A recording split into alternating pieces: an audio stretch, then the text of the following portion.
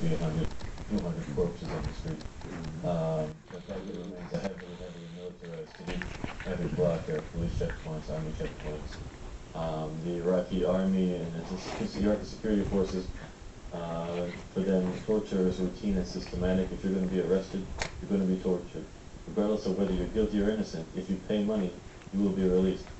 I have friends who are former Iraqi police captain. There was a friend of mine who targeted Shia militias, and he was framed for a crime and arrested, and he demanded $20,000 for his release. He paid $7,000 and got out. But I think, despite the fact that certainly the random criminal violence and militia violence has subsided somewhat, we do ignore how bad the violence is still.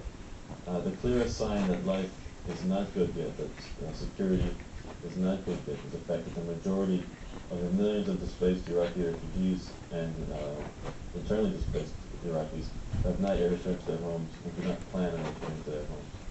And there's supposed to be a new report coming out on the displacement in Iraq. Could you talk about that? Well, today, Refugees International, the advocacy group in Washington, is going to release a report about the current status of displaced Iraqis, both inside and outside of Iraq. They've been researching the subject for the last few years, and I've been consulting on that subject for them. I visited numerous neighborhoods in Baghdad and elsewhere in Fallujah, Karbala, Hilla. And you have these vast wastelands, basically huge piles of sewage and garbage, where tens of thousands of Iraqis live in shacks and hovels, squatting in bomb shelters. They receive no help from the government, from the UN, from the US, they're unknown. They worry that if they call attention to themselves, that they'll be forced to leave. The government, of course, doesn't want to help them in a way, because they feel if they provide them assistance, they might get comfortable where they are. And the Iraqi government is trying to encourage, if not force, the displaced Iraqis to go back to their homes so they can say their refugee file is closed, life in Baghdad is okay. I saw in southern Baghdad basically a vast pile of mud and sewage. A man had built a home entirely out of air conditioners. He piled air conditioners 3 high, and built walls and thrown a tarp over it. And that was his home. It's almost impossible to breathe when you visit many of these people, because the stench of the sewage and garbage is so strong. They have little access to health care, to schools. They're left miserable and desperate. What's remarkable is that they have not become more politicized, and the militias have not yet taken advantage of these poor, desperate people who have been ignored by everybody.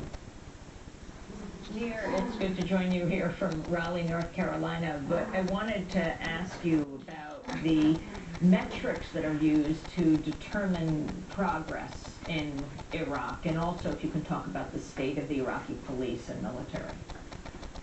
Well, it depends whose point of view you're going by. Certainly from an American point of view, one of the key metrics was the deaths of American soldiers, and that has dramatically been reduced, in part because even during the Civil War, the Americans were no longer the primary enemy. The Iraqis were fighting each other. Now, of course, even Iraqi violence is significantly reduced. The Mahdi army had a freeze, a ceasefire, and since then they've been continuously suppressed, at least for the more rogue elements. BeBe, is it 1 o'clock? Is it 1 o'clock? Were really crushed. Sunni populations mostly displaced. Marjorine, and where's Daddy?